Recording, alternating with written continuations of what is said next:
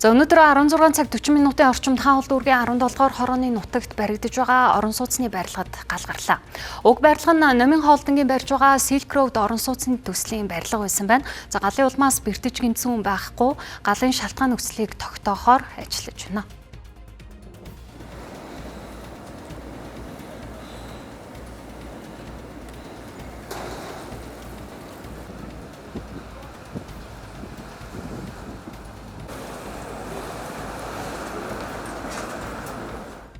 За өнөөдрийн 16 цаг 40 минутын орчимд хаалт дүүргийн 17 дугаар хорооны нутаг дэвсгэр задгай гэх одоо яг энэ шинээр баригдаж байгаа барилгын ойр орчимд гал гарч ийнэ гэсэн дуудлага мэдээлэл онцгой байдлын албанд мэдээлэгдсэн. За үүний дагуу хаалт дүүргийн 14-р аврах анги галыг унтраахаар ажиллаж барилгын нэг давхурд хөөсөн зүр шатаж байсныг бол бүрэн зогсоож галыг бол бүрэн унтраасан нөхцөл байдалтай байна.